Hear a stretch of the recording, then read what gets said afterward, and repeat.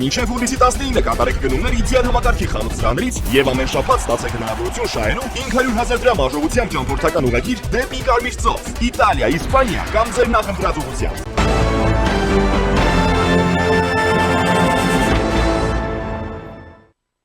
Վարչապետ Նիկոլ Փաշինյանը ընդունել է Վրաստանի ներքին գործերի նախարար Սուլխան Թամազաշվիլիին։ Վարչապետը ողջունել է վերջինիս այցը Հայաստան եւ կարեւորել Հայաստանի ու Վրաստանի իրավապահ մարմինների միջև համագործակցության հետեւողական զարգացումը։ Նիկոլ Փաշինյանի խոսքով երկկողմ հարաբերություններում առկա է փոխգործակցության մեծ ներուժ, որի իրացմանը էապես նպաստում են նաեւ նման փոխայցելությունները եւ բարձրաստիճան ակտիվ շփումները։ Վարչապետը կարեւորել է երկու երկրների ներքին գործերի նախարարությունների համատեղ ծրագրերը, մասնավորապես հանցավորության, ապօրինի թմրաշրջանառության դեմ պայքարում, ինչպես նաև ներքին անվտանգության մակարդակի էլ ավելի բարձրացման գործում։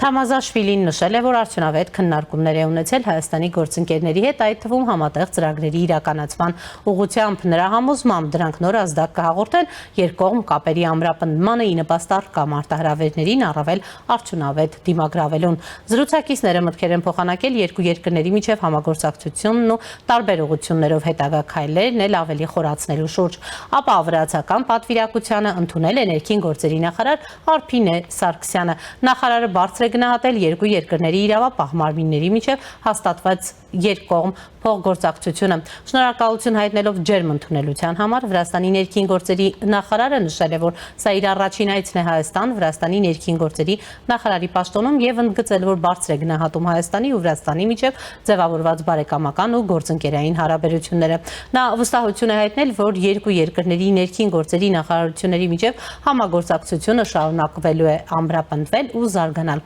Հայաստանի եւ Վրաստանի ներքին գործերի նախարարները ընդգծել են նաեւ Հարավային Կովկասում կայուն խաղաղության պահպանման կարևորությունը։ Սուլխան Թամազաշվիլին նշան բարեկամության Արփինե Սարգսյանի գլխավորությամբ Հայաստանի ներքին գործերի նախարարության պատվիրակությանը հրավիրել է Վրաստան, ընդգծելով երկկողմ շփումների կարևորությունը։ Նախարար Սարգսյանը ընդունել է հրավերը, նշելով, որ փոխայցերը նոր խթան կհաղորդեն համագործակցության ընդլայնմանը։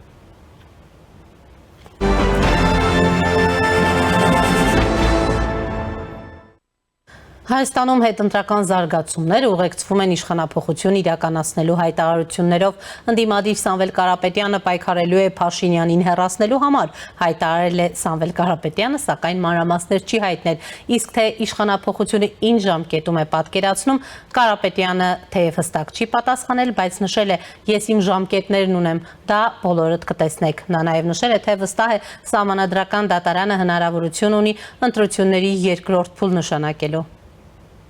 Սահմանադրական դատարանը ես վստահ եմ հնարավորություն ունի երկրորդ փուլ նշանակի։ Դրա համար մենք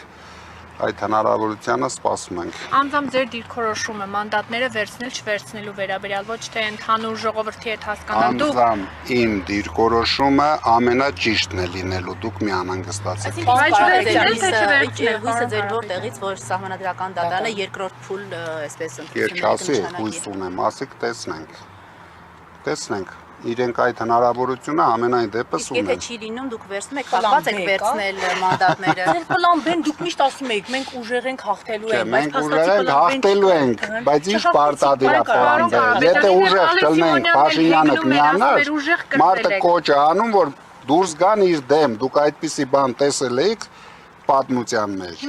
Մարդ ազգային ժողովի ամբիոնից կոչ է անում, որ ինձ վռնդեք։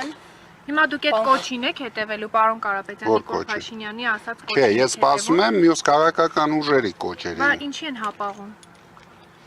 Ով պետք է չի հապաղել։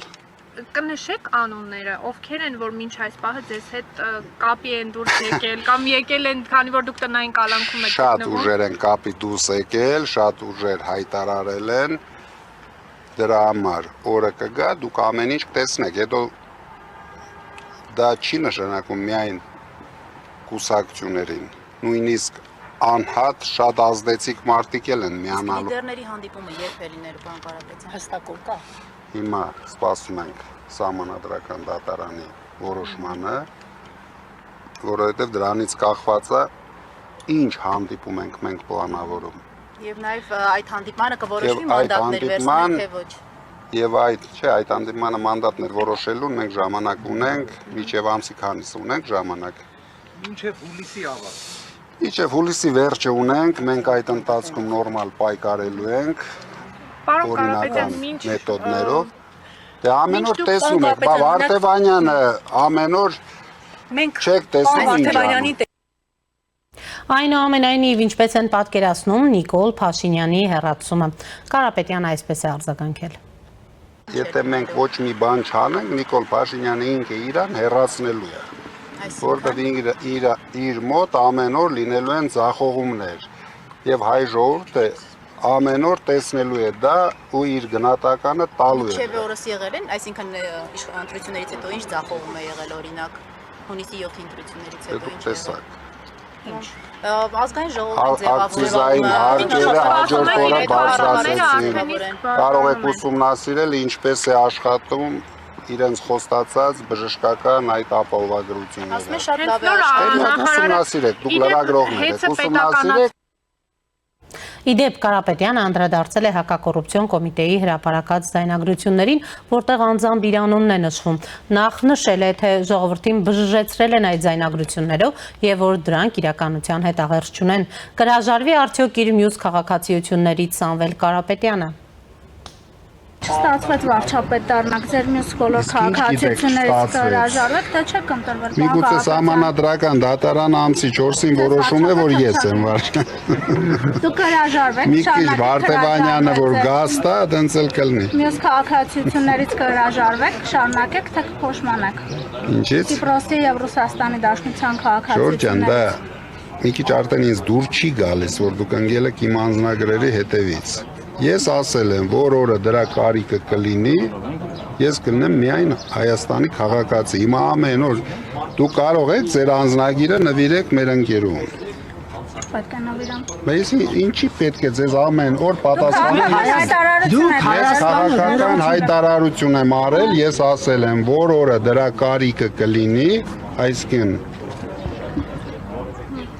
վարչապետ ես կհռչակվեմ, այդ օրը ես կլինեմ միայն Հայաստանի քաղաքացի, դրանով բավարարվեք։ Միակ պայմանը դա է, այսինքն միայն Հայաստանի քաղաքացի լինելու, ուրիշ դեպքում դուք պատրաստ չեք միայն Հայաստանի քաղաքացի լինել։ Արեք, մենք սկսենք process-ը։ Դրա համար ամեն օր դրա մասին հարց տալը, արդեն ես գնահատում եմ լուրջ չի։ Ես չեմ կարող ձեզ ամեն օր նույն բանը ասել։ Դուք վերջնական պատասխան եք այդ հարցին, որ անընդհատ չտանք, դիմումներ ներկայացրել եք։ Դե լսեք, վերջնական պատասխանեմ Վարդևանյան, թե չէ։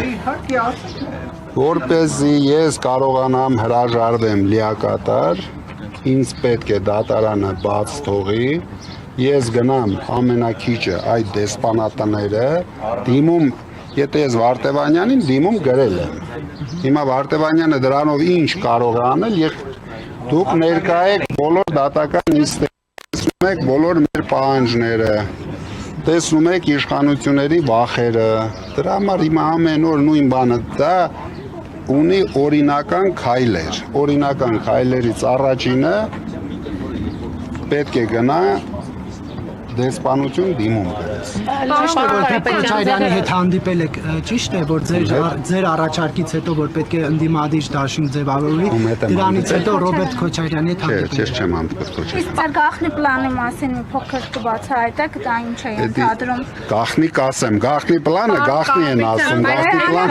չեմ բարձրաձայնում։ Պարոն Կարապետյան, այդ գաղտնի պլանի հետ կապված ժամանակին ձեր եկեղեցու պաշտպանության վերաբերյալ հայտարարությունը հիմք հանդիսացավ, որ կալանավոր են ձեր ձևով միջամտելու։ Հիմա էլ գաղտնի պլանի մասին եք խոսում։ Մտավախություն չկա, որ տնային կալանքից կտեղափոխվեք կրկին ԱԱԾ։ Հիմա ինձ ոչ մի մտավախություն չկա։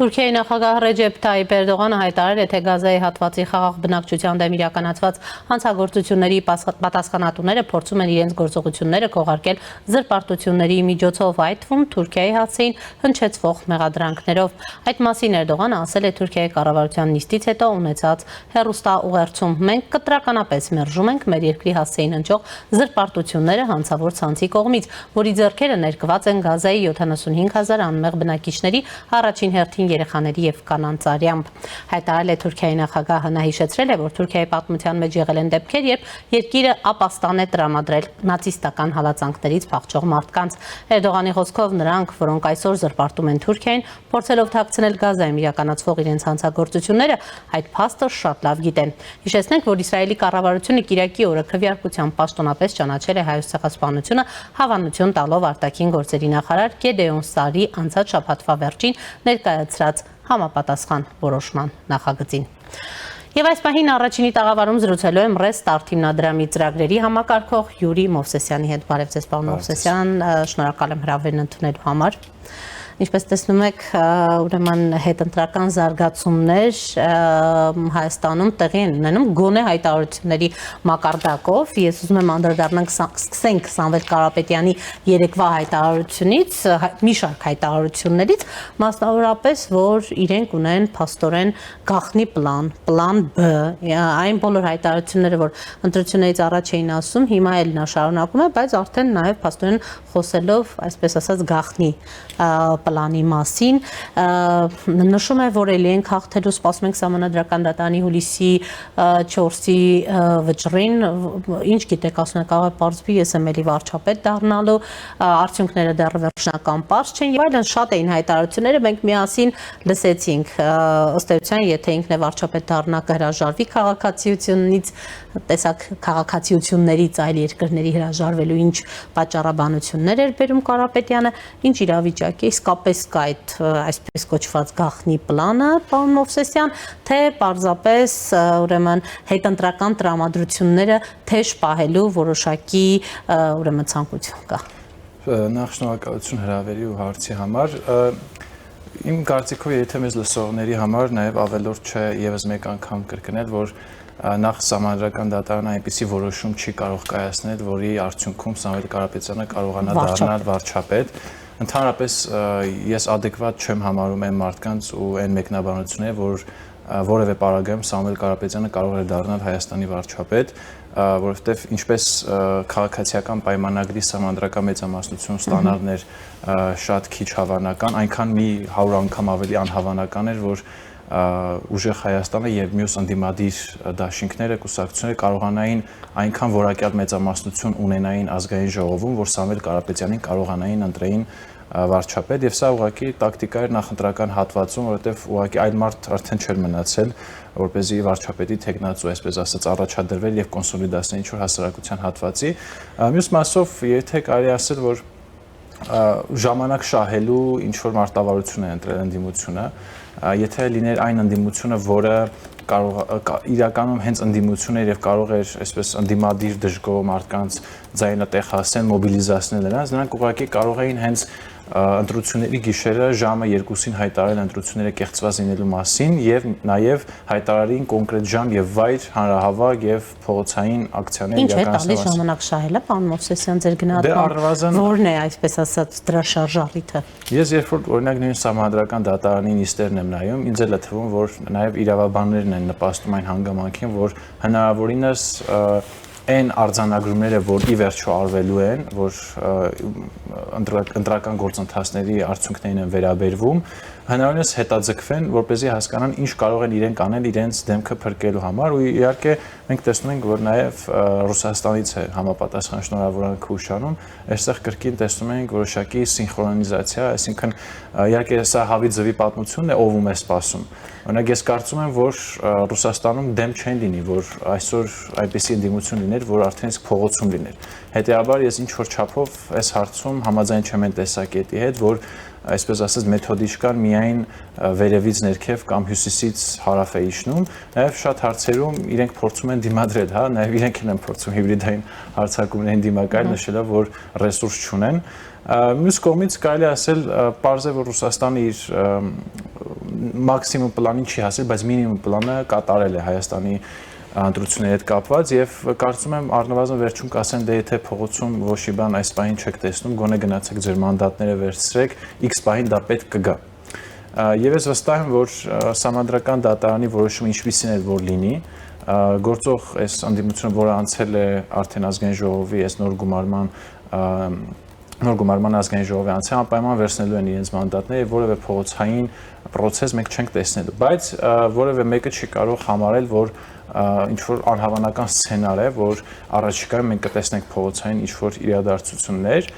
քաղաքական իմաստով։ Այսինքն կարծում եք ամսի 4-ից հետո որոշակի փողոցային գործողություններ ոչ մոտ ապագայում, բայց երբ որ լինեն ինչ որ վճռորոշ զգայուն հարցեր, օրինակ սահմանադրական հանրաքվե, ես կարծում եմ այդ սահմանադրական հանրաքվեի հարցադրման հրապարակայնության ապահովման պարագայում, այսինքն երբ որ սահմանադրության նախագիծ հրապարակվի, ես կասկած չունեմ, որ դա շատ մանիպուլացվելու է եւ գուցե նաեւ օգտագործվի որպես տրիգեր փողոցային ինչ որ իրադարձություններ, փողոցային պայքար խթանելու համար, որովհետեւ այս պահին իրենք էլ հասկանում են, որ նույնիսկ իրենց ընտրողները ընդունում են ընտրությունների արդյունքները, ինչպիսին որ դրանք կան եւ նույնիսկ զարմանում են, որ գործող քաղաքական մեծամասնությունը հաղթել, այսինքն նույնիսկ իրենց ընտրողների շրջան նրանք տեսնում են, որ ոչ թե մարդիկ կասկածի տակ են դնում ընտրությունների արդյունքները կամ ազատ եւ արդար լինելը, այլ ուղղակի զարմանում են, որ իրենց ուժերը այսքան քիչ են հավաքել։ Ես փորձել եմ հնարավորինս հարցախույզ անել, նաեւ տարբեր հանրային եւ ոչ հանրային հարցումներ ուսումնասիրել ու հասկացել եմ, որ նաեւ սրա մասին ընդդիմության որոշակի թեւ է հայտարարում, որ իրենք այս պահին չեն տեսնում, որ կարող են փողոցային լուրջ մոբիլիզացիա ապահովել։ Հետեւաբար, այս պահին փորձելու են ժամանակ շահել հասկանալու համար, թե ինչ կարող են անել։ Նկատի ունեի հենց ընտրությունների, այսպես ասած, արդյունքները վիճարկելու հետ կապված փողոցային պայքար, դուք չեք տեսնում։ Շատ քիչ հավանական եմ համարում, որովհետեւ դրա հնարավորությունը արդեն կորցրել են։ Գուցե ինչ որ պատուհան բացված է այն իմաստով, որ ՍԴ-ն եթե որոշում կայացնի, որ այն 3 ընտրատեղամասերում, որտեղ կան վերաքվեարկություն չնշանակեց, գուցե այդ մասով, եթե ՍԴ-ն որոշի, որ վերաքվեարկություն չի նշանակվել, այսինքն պաշտպանեն կենտրոնական ընտրական հանձնաժողովի որոշումը, գուցե դա որպես պատուհան օգտագործեն, բայց կրկին էլի շատ քիչ հավանական եմ համարում, որովհետև ընտրությունների արդյունքների հրապարակումից հետո 1 ամիս կամ 2 ամիս հետո խոսել կեղծված արդյունքների մասին եւ մտածել, որ դա կնպաստի որ մարդիկ փողոց դուրս գան, կարծում եմ իրենք էլ հասկանում են, որ դա շատ քիչ հավանական է։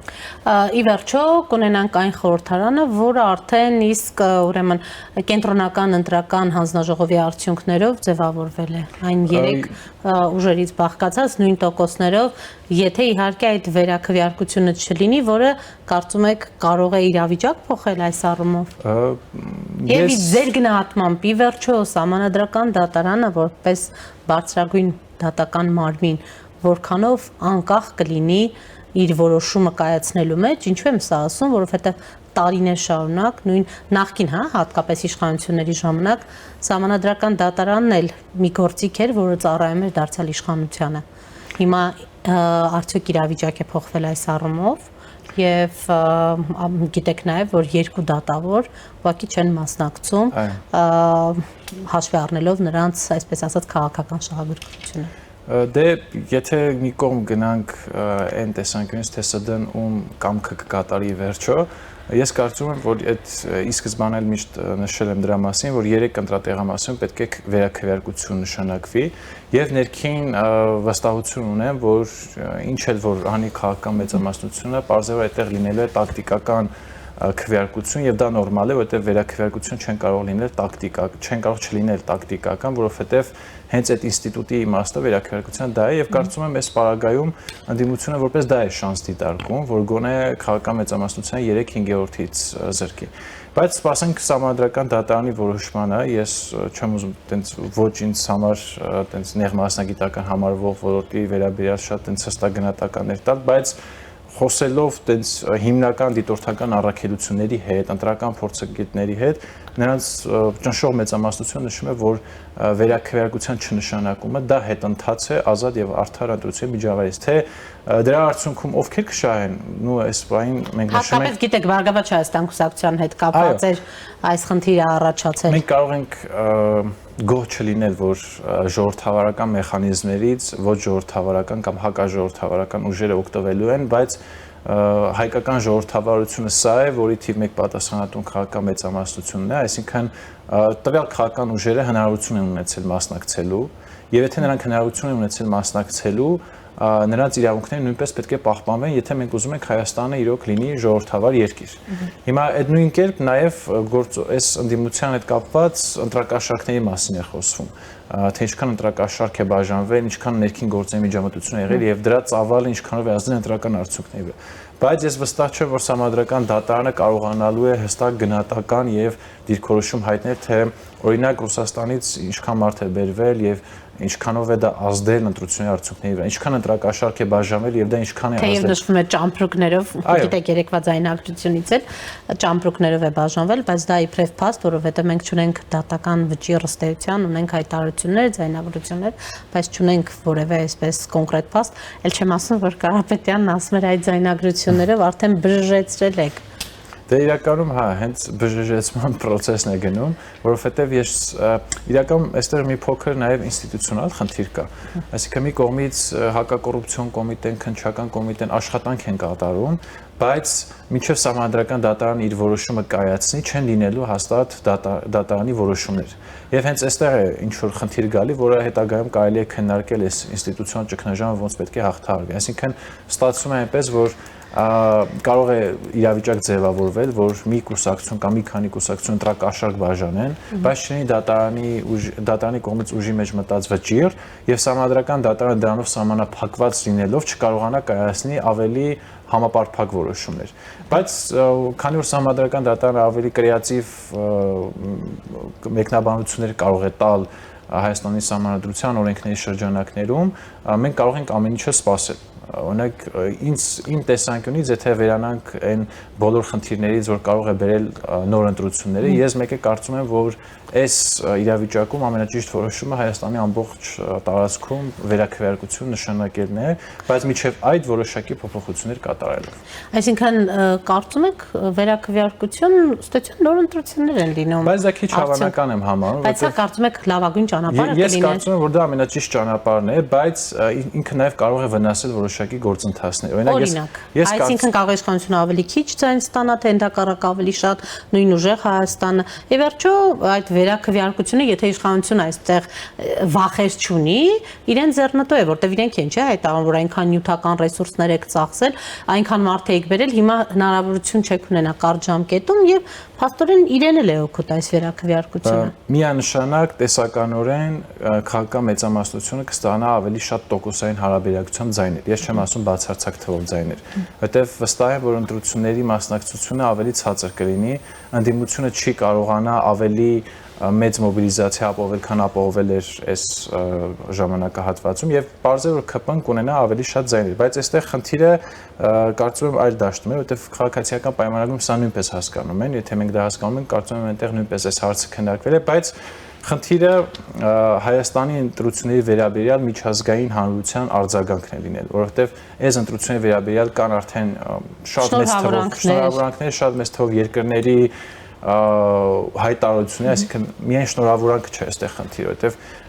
Հայաստանի շուրջ տեղի են ունենում գործընթացներ եւ կարելի ասել բոլորը շտապում են հասկանալու Հայաստանի ներքին քաղաքական իրավիճակը, որը դեպ այս առումով նաեւ նկատի ունեք Իսրայելում տեղի ունեցած Հայոց ցեղասպանության ճանաչման որոշումը, ել չեմ ասում եւ արձագանքը Բաքվից, Թուրքիայից ես ներկայացրի, թե ինչպես է սա ուրեմն Բաքվի եւ նաեւ Անկարայի զայրույթը շարժել։ Ես կարծում դա շատ նվազ նշանակություն ունի հիմա ավելի շատ Հայաստանի ապաշրջափակման, տարածաշրջանային կոմունիկացիաների եւ ընդհանրապես Հայաստանի դիվերսիֆիկացող քաղաքականության հարցերին է վերաբերվում։ Եվրոպայում կամ այլ տեղերում չեն կարող սպասել Հայաստանում ինչքան է այս ընտրական գործընթացները շարունակվելու, որ ի վերջո ձևավորվի մեկ լեգիտիմ իշխանություն, որը հնարավորինս շուտ պետք է որոշումներ կայացնի։ Հիմա օրինակ բոլորը սպասում են երկաթուղու ճակատագրի վերաբերյալ որոշմանը, ատոմակայանի, թրիփի եւ այլն, բայց այդ շատ շուտ շնորհավորանքները նրա մասին էին, որ մենք աջակցում ենք, որ ընտրական գործընթացները հանգուցալուծվեն եւ սկսեք process-ները։ Կարծում եմ process-ներն արագացնելու նողված շնորհավորանքներ։ Եվ կարծում եմ հենց այս հարցը, այս գործոնը դիտարկելով ԿՊ-ն չի գնացել արտահերտ ընտրությունից, թե չէ վստահ եմ շատ հեշտ տարբերակ կա, ուղղակի երկու անգամ վարչապետ չէին ընտրել օգոստոսին եւ ազգային ժողովը արդեն նոր արտահերտ ընտրություններ պետք է նշանակվի, բայց սա շատ երկար process է, այսինքն Հայաստանը շատ турբուլենտ ներքաղաքական իրավիճակում կարող էր հայտնվել 5-6 ամիս, պատկերացնում եք, մենք կարելի ասում հունվարից պատրաստում ենք հունիսի ընտրություններին, օգոստոսին լինելու էր նոր գումարման ազգային ժողովի առաջին նիստը մինչև վարչապետին 2 անգամ չընտրեին, այսինքն նոր ընտրություններ քարոզարշավ դա արդեն կարելի ասել 1 տարի Հայաստանը կորսում էր եւ այս գինը չվճարելու համար կարծում եմ այս սցենարը չի դիտարկվել։ Հիմա դուք բացառում եք այդ տուրբուլենտության իրավիճակում հայտնվելը առաջիկայում կամ առաջիկա ամիսներին առհասարակ։ Իհարկե ոչինչ բացառված չէ, բայց առնվազն քաղաքացիական պայմանագիրը ունի այնքան մանդատներ, որը չեմ ասի առավելագույն իրենց քաղաքական ծրագիրը կարող են իրականացնել, բայց նվազագույն պայմանավորվածություններ ձեռք բերելու համար գործադիրը ունի բոլոր հնարավորությունները, որովհետև մենք եթե նայում ենք օրենսդրական դաշտում ինչ խնդիրների սա կարող է հանգեցնել, ամենագլխավորը սահմանադրական հարաքվեի հարցն է։ Մնացյալ բոլոր հարցերը, որ այսօր Հայաստանի հետ կապված են հենց արտաքին դաշտում, դա հենց գործադիրի դաշտում։ Հետևաբար, եթե օրինակ երկաթուղու ճակատագիրը, ատոմակայանի ճակատագիրը կամ դիվերսիֆիկացվող հարաբերությունների իմաստով ունենան ձախողումներ եւ դա մեկնաբանեն, դե մենք չենք ստացել լավ որակյալ մեծամասնություն, դա կարծում եմ լինելու է կրկին քաղաքական զուտ խոսույթի ժանրից, որովհետև հենց գործադիրը կարող է բոլոր հարցերը լուծել։ Բացի իհարկե, ինչպես նշեցի, միայն սահմանադրական հարաքվեի հարցն է, որ շատ սուր դրված է այս պայմաններում։ Լավ, սահմանադրական հարաքվեի հետ կապված խնդիրը ըստ էության առաջիկայում էլ որ հասական է լինելու, հաշվի առնելով, որ սահմանադրական մեծամասնություն իշխանությունը իսկապես չկարողացավ ստանալ, թեև օրինակ Նիկոլ Փաշինյանը եւ իր թիմակիցները հայտարարում էին,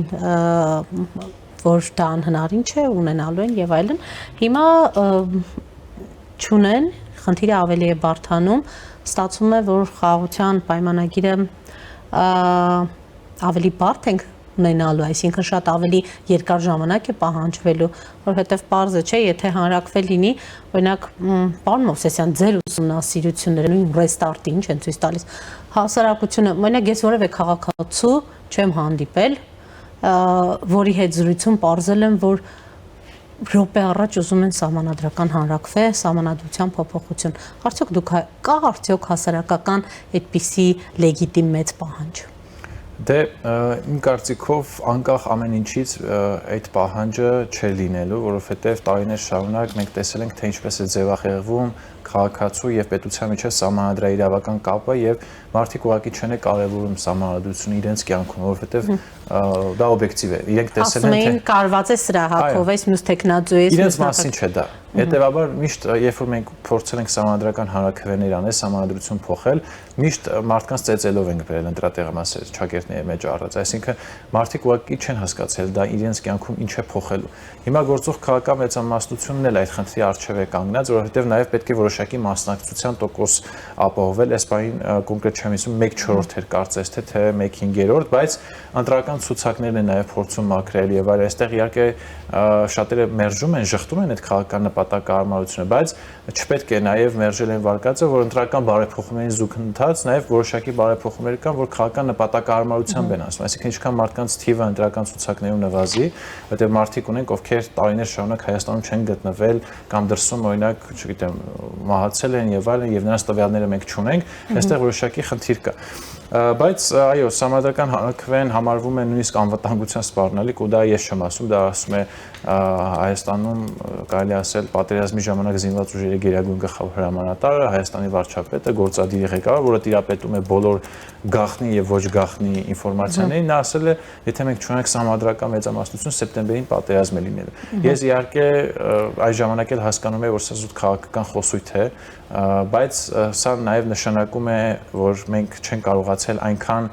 ներքին դիմականության բարեփոխումներ իրականացնել, որ օրինակ այսօր խոսում ենք, որ մեկ սահմանադրության բարեփոխումից կախված է շատ բան, ու նաև արդեն բոլորս ենք ընդունում, դուք էլ ձեր հարցադրման մեջ այնպես ձևակերպեցիք, որ փաստացի մեր ներքին որոշակի փոփոխությունը կախված է խաղաղության պայմանագրի կնքումից։ Մենք դա ընդունում ենք արդեն իսկ, որ փաստացի Ադրբեջանը մեզ հետ խաղաղության պայմանագիր չի կնքելու այնքան ժամանակ, քանի դեռ Հայաստանի սահմանադրությունը փոխված չէ, որովհետև դա կապում ենք հիմնականում խաղաղության պայմանագրի հետ։ Հիմա սա հաշվի առնելով, կարծում եմ Հայաստան-Ադրբեջան հարաբերությունները խաղաղության իմաստով զարգանալու են այնքան, որքան դա թույլ կտա առանց խաղաղության պայմանագրի ստորագրման։ Այսինքն առևտուր, փոխադարձ պայմանավորվածություններ, որ ձեռք են բերվել, օրինակ թրիփի շրջանակներում, այս վերջերս խոսվեց անհետ կորած անձանց մասով ինչ որ դատաբազա տվյալների շտեմարան ստեղծելու մասով, ինչ որ երկկողմ տնտեսական հարաբերություններ կզարգանան եւ այլն, բայց խաղաղության պայմանագիրը կարծես թե հետաձգված կվեն, հա, որովհետև դա կարելի ասել սկզբունքային դիրքորոշում է Ադրբեջանում։ Միակ պայմանը կարող է այն լինել, որ այնպիսի ուժային բալանս մենք կարողանանք ձևավորել հակընդդեմ Ադրբեջանի, որ Ադրբեջանը ուղղակի ստիպված գնար զիջման, բայց անկեղծ ասած վերջին առնվազն 5 տարիների փորձը ցույց է տվել, որ Ադրբեջանը այդպիսի զիջումների չի գնում։ Նույն օրինակ օգոստոսի 8-ի պայմանավորվածության ժամանակ զիջումները այնքան էին, որոնք ուղղակի չհատեցին իր ամենակարևոր նպատակներին, բայց իհարկե զիջումներ կային։ Հիմա այս խաղաղության պայմանագրի մասով ես կարծում եմ այդպես է լինելու, այսինքն չի ստորագրվելու, բայց որոշակի գործընթացներ առանձին կզարգանան։ Որովհետև նաև վստահ եք, որ սահմանադրական հանրաքվեի մասով իշխանությունը չի ունենա հաջողություն։ Ես դեռևս չեմ տեսնում այն ճանապարհը։ Իսկ եթե դա լինի որպես խաղաղության պայմանագրի կարևոր գործոն հասարակության շրջանում, այսինքն եթե այդ խաղաղության օրակարգով փորձի իշխանությունը ձևակերպել սահմանադրության փոփոխության անհրաժեշտությունը, սա կօգնի թե ընդհակառակը խզում լրիվ կառաջացնի։ Ես ուղղակի առաջին հերթին չեմ տեսնում այս պահին այն սահմանադրաիրավական ճանապարհը, որի միջոցով այդ հանրաքվեն տեղի ունենալու։ Իսկ մյուս կողմից ես կարծում եմ դա մի կողմից խանգարելու է իշխանության, որովհետև մարդիկ ասելու են, այ դուք ամեն օր խոսում եք Ռուսաստանի ներքին գործերի միջամտության փորձերի մասին, բայց տեսեք Ադրբեջանն էր փաստացի ինչ որ չափով մեզ պարտադրում է, որ մենք սահմանադրական հանրաքվեի գնանք։ Բայց մյուս կողմից էլ նշվելու է այն մասին, մի մարդկանց մոտ էլ այլ նարատիվ է գերակա լինելու, որ եթե փաստորեն սահմանադրական հանրաքվե անենք, մենք կարող ենք արդեն վերջնական ասել, որ Ադրբեջանի խաղաղությունը մոտ է ավելի քան երբևէ։ Սա ընտրության հարց է լինելու եւ կարծում եմ այս ընտրություններն է ինչ որ չափով այս սահմանադրական հանրաքվեի տրամաբանությամբ գնացին։ Այսինքն Նիկոլ Փաշինյանը ինչ էր ասում, ասում էր ինձ ընտրեք, որ այս սահմանադրական հանրաքվե բարեփոխումները եւ ունենանք Ադրբեջանի հետ նորմալ հարաբերություններ, ընդդիմությունն ասում էր մենք թույլ չենք տալու որ Ադրբեջանի պահանջող սահմանադրություն փոխվի 300,000 ադրբեջանցի վերադառնան եւ կարծում եմ այս ընտրությունը ինչ որ չափով այս հարցին պատասխանեցի, բայց արդեն սահմանադրական հանրաքվեի ժամանակ տրամաբանություն փոխվում է կամ այո կամ ոչ, կամ ուղղակի տանը նստել։ Սա 3 տարբերակ է, որ 3-ն նույնիսկ տանը նստելը ազդելու է ընտրության արդյունքների վրա, հետեւաբար այս բանը շատ դժվար է ասել, որը ավելի ազդեցիկ կլինի այդ ընտրական գործընթացի ժամանակ։ Եթե ամփոփենք մեր զրույցը, այ զրույցի սկզբում նշեցիք, որ ընդդիմության այս գործողությունները ըստ էության ժամանակ շահելու ուրեմն նպատակ ունեն։ Հիմա հարց է առաջանում, օրինակ եւ նաեւ նշում եք, որ ռուսական կողմից ավելի ցանկություն կլիներ այստեղ փողոցային պայքար տեսնել։ Հետաքրքիր է օրինակ հնարավոր է ռուսական կողմից ուրեմն այդ ցանկությունը այս ուժերի միջոցով իրականություն դառնա։ Դե ես կարծում եմ հենց սահմանադրական հանրաքվեն կարող է այդ միջոցը դառնալ, որովհետև այս սահմանադրական հանրաքվեի պարագայում կարծում եմ, եթե նույնիսկ ստացվի իրոք այդ հարցը հանրաքվեի դնել, ես կարծում եմ, որ ձայների այդ տոկոսային հարաբերակցությունը շատ մոտ են լինելու եւ գուցե ընդդիմությունը հույս է փայփայում եւ Ռուսաստանը հույս է փայփայում, որ գուցե այդ սահմանադրական հանրաքվեի գործընթացի ժամանակ, քարոզարշավի ժամանակ հերթական լավ առիթը կլինի այդ հակաթուրքական, հակաադրբեջանական նարատիվները, որոնք իրականում օբյեկտիվ առումով Հայաստանի հանրության շատ մեծ մասի մոտ մեծ պոպուլյարություն են հարուցում, գուցե այդ հարցերը շահարկելով, մանիպուլացնելով, մարդկանց զգացմունքների հետ խաղալով կարողանան օրինակ սահմանադրական հանրաքվեի ժամանակ ինչ որ ռևանշի հասնել, հա, այսպես ասած։ Բայց դա հաշվի առնելով ես կարծում եմ պետք է սպասենք միայն այդ սահմանադրական հանրաքվեի գործընթացին եւ միայն նոր վերջնական եզրակացություններ անենք, ուղղակի այս բանը պարզ է բոլորի համար, նաեւ ընդդիմության համար, որ նրանք ռեսուրս չունեն մարդկանց փողոց հանելու տեսանկյունից եւ դա հաշվի առնելով իրենց միակ հույսը մնում է այն, որ առաջիկա գործընթացները, որոնք տանելու են խաղաղության գործընթացի առաջխաղացմանը, Հայաստան-Թուրքիա հարաբերությունների կարգավորմանը, Հայաստան-ԵՄ հարաբերությունների զարգացման, այդ գործընթացներում հնարավորինս ցանկացած առիթից օգտվել։ Օրինակ հիմա ռուսական սահմանափակումները եթե ավելի մեծանան, հենց դա առիթ որպես օգտագործել եւ այլն, բայց այս ընդդիմության պարագայում, որը կարելի ասել չունի գաղափարական մեծ այսպես ասած մոբիլիզացիոն ռեսուրս, այլ միայն զուտ մարդկանց հետ տնտեսական, ֆինանսական տարբեր վարչական լծակներով փորձում են ներգրավել իրենց, այսպես ասած, ներքաղաքական գործընթացներում իրենց շահերի համար։ Ես շատ քիչ հավանական եմ համարում, որ այս ընդդիմությունը նաև իր մտքում ունենալով Հայաստան դաշինքի փորձառություն 2021-ից հետո կկարողանա փողոցում մարդկանց շատ մեծ թիվ գեներացնել, հետեւաբար կարծում եմ այս սցենարից հենց իրեն կխուսափեն։ Շնորհակալ եմ, պարոն Մովսեսյան։ Ես եմ շնորհակալ։ Առաջինի տաղավարում զրուցում է Restart հիմնադրամի ծրագրերի համակարգող Յուրի Մովսեսյանի հետ։